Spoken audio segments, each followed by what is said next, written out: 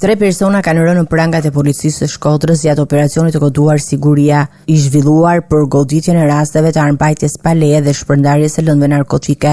Aksioni organizuar nga forcat e posaçme Shqiponja në bashkëpunim me strukturat e tjera të Drejtorisë Vendore të Policisë Shkodër, pas informacioneve të siguruara në rrugë operative se në një lokal në lagjën Vasil Shantu ushtrohej aktiviteti palishëm. Gjatë kontrollit në ambientet e lokalit, efektivët arrestuan pronarin e subjektit, një 42 vjeçar, të cilën i gjetën dhe i sekuestruan një armë zjarri pistolet dhe municion luftarak si dhe një dozë kokain. Në pranga përfunduan edhe 2 18 vjeçar që ndodheshin në lokal, të cilët akuzohen për vepra penale mos kallëzimi i krimit. Njëri prej tyre u gjet gjithashtu një cigar i dyshuar me lëndë narkotike kanabis. Armët, municioni dhe lëndët narkotike u sekuestruan në cilësinë e provës materiale, ndërsa materialet proceduriale janë referuar prokurorisë, e cila vijon hetimet për zbardhjen e plotë të aktivitetit palishëm dhe përgjegjësive të secilës prej të arrestuarve.